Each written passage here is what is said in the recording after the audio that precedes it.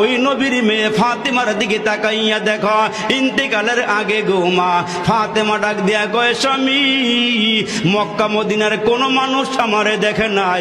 আমি লম্বা ছিলাম না বেটে ছিলাম, আমি খাটো ছিলাম না মোটা ছিলাম না চিকন ছিলাম, কেউ আমারে দেখে নাই।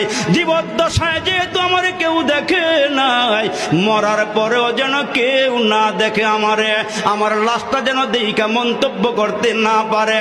হে স্বামী, তোমার দুইটা সন্তান হাসান হোসাইন রে লইয়া আর তুমি আর দুই হাসান হোসাইনকে লইয়া আমি মারা গেলে আমার খাটিয়াটা রাইখা জানাজা পইরা তিনজনে খাটিয়াটা কাঁধে উঠাইয়া আমারে দাফন করিয়া দিও, দুনিয়ার কোন মানুষকে আমারে দেখাইও না।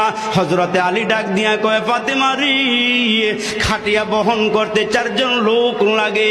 কয় 4 জন লাগবে না, এ আমার স্বামী 3 জন হলেই চলবে।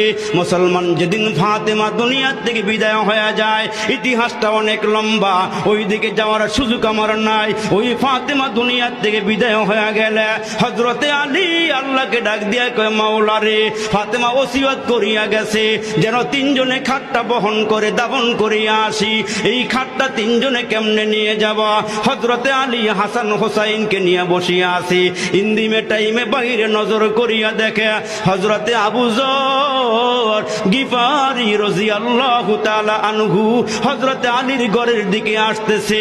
হযরতে আলী ডাক দিয়া কয়, হাসান হোসাইন রে, ওই যে আবু যর গিফারি রে দেখা যায়। কাছাকাছি আসলে পরে হযরতে আবু যর গিফারিকে ডাক দিয়া কয়, আবু যর, তোমাকে এই মুহূর্তে এখানে কে পাঠাইলো, কে আসার জন্য বলেছে?